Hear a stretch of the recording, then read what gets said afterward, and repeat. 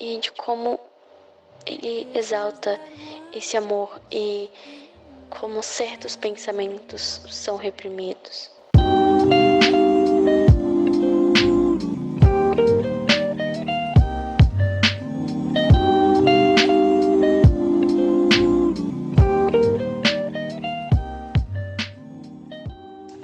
Oi gente, eu sou o Matheus e agora eu vou fazer uma breve análise sobre o poema Pede-me o Desejo, Dama que Vos Veja, de Luís de Camões. Importante começar dizendo que esse é um soneto constituído por 2 quadras e 2 tercetos, e esse texto ele obedece a um esquema de rimas mais comuns dos sonetos, que é o ABBA, ABBA, CDE e CDE.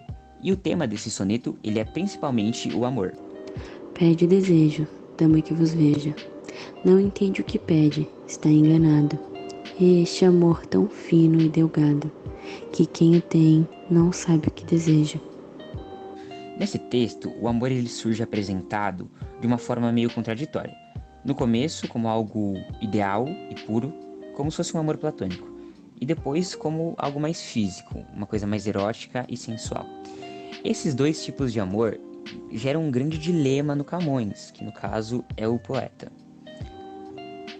Porque ele pede na apóstrofe a dama a satisfação daquele desejo físico, abro aspas. Pede-me o desejo, dama, que vos veja, fecho aspas. E desde esse começo ele já mostra que errou e meio que quase pede desculpa, pelo menos tenta, abro aspas.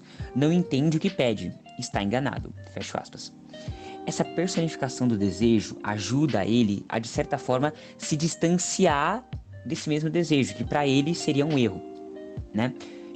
Abro aspas, pede-me o desejo, fecho aspas.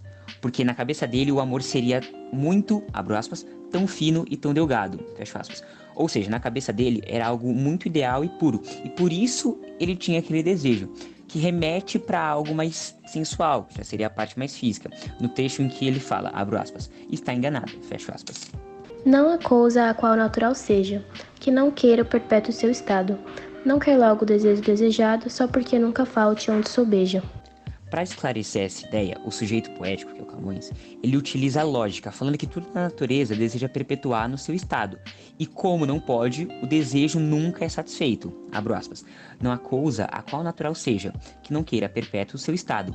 Não quer logo o desejo, o desejado, porque não falte nunca onde sobeja. Fecho aspas. Mas este puro afeito em mim se dana, que, como a grave pedra tem por arte, o centro desejar da natureza. Assim meu pensamento por a parte, que vai tomar de mim, terrestre e humana, foi senhora pedir esta baixeza. Na segunda parte do poema, ele fala, de certa forma, sobre tristeza e desgosto, muito lembrando aquele pedido de desculpas que eu falei lá no começo, onde ele verifica que o seu, abro aspas, puro afeito, fecho aspas, se dana, também abrindo aspas para ele, porque sendo um elemento da natureza, assim como a pedra, que é dito na terceira estrofe, o sujeito poético, ele não se liberta do desejo, e isso dá uma angústia a ele. E a semelhança que esse desejo tem por arte, no trecho em que ele fala, tem por arte o centro desejar da natureza. Fecho aspas. Ele clarifica como uma baixeza, como se fosse algo inferior, porque ele reduz esse pensamento a uma parte, abro aspas, terrestre e humana, fecho aspas, impedindo que, assim, ele ascendesse ao ideal e não tivesse mais desejo. Deixando claro que no final ele não conseguiu seu objetivo. Eu particularmente gostei muito do poema, porque a forma em que ele trata o amor no texto é de forma muito pura e em partes até um pouco platônica. Eu também achei muito lindo a forma com que ele trata a mulher, exaltando ela no texto e tendo a intenção sempre de conquistá-la. Eu particularmente gostei muito do texto, né? Gostei muito da lírica, da construção dele, né? Da temática. Mas eu acho que o que mais chama atenção, tanto em mim quanto acho que todo mundo que leu o texto da primeira vez, é o uso de algumas palavras normais, assim, comuns do dia a dia, só que elas são escritas de uma maneira diferente, né? Obviamente não é um texto novo, Camões ele viveu aí durante o século XVI, então, obviamente, desde aquela época até hoje em dia, ocorreram diversas mudanças na língua, né? Tanto na parte escrita quanto na parte falada. E isso é bem mostrado no texto com alguns termos bem simples. Então, por exemplo, a gente tem o assim no texto, que seria referente ao assim que a gente diz hoje em dia. E a gente tem o T, que é referente ao tem que a gente utiliza hoje em dia. Mas mesmo assim é interessante a gente observar em como mesmo essas palavras sendo diferentes das que a gente conhece, né? São as mesmas palavras, só que escritas de maneira diferente, a gente ainda consegue entender, compreendê-las sem nenhuma mudança de sentido. Por mais que isso a princípio gere estranheza por parte do leitor.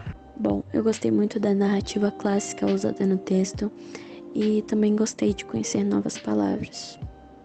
Em geral, eu acho interessante ver como os amores da época eram algo mais profundo, até platônico, eu diria, e de como ele exalta esse amor e como certos pensamentos são reprimidos. Bom, o texto é curto, objetivo e a interpretação é boa.